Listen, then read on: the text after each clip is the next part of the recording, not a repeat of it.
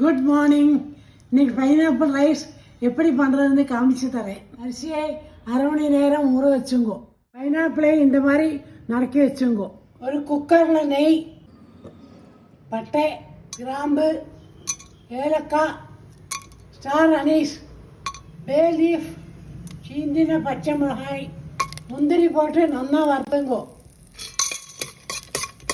முந்திரி சவுக்க ஆரம்பிக்கிறோன்னே மெலிசாக வைக்கிற வெங்காயத்தை போட்டு வதக்கிங்கோ.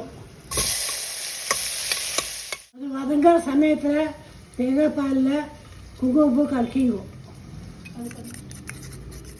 வெங்காயம் நல்லா வதங்கிற பின்ன ஊற வச்ச அரிசியை போட்டு நல்லா வதக்கிங்கோ. ஒரு 2 நிமிஷம் வதக்கிற பின்ன பைனாப்பிளை போட்டுங்கோ.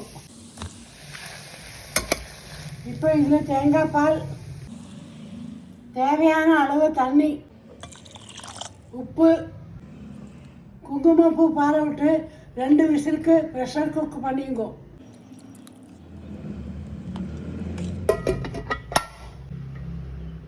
குக்கர் திறந்த பின்ன மேலாக நெய்யை விட்டுருங்கோ.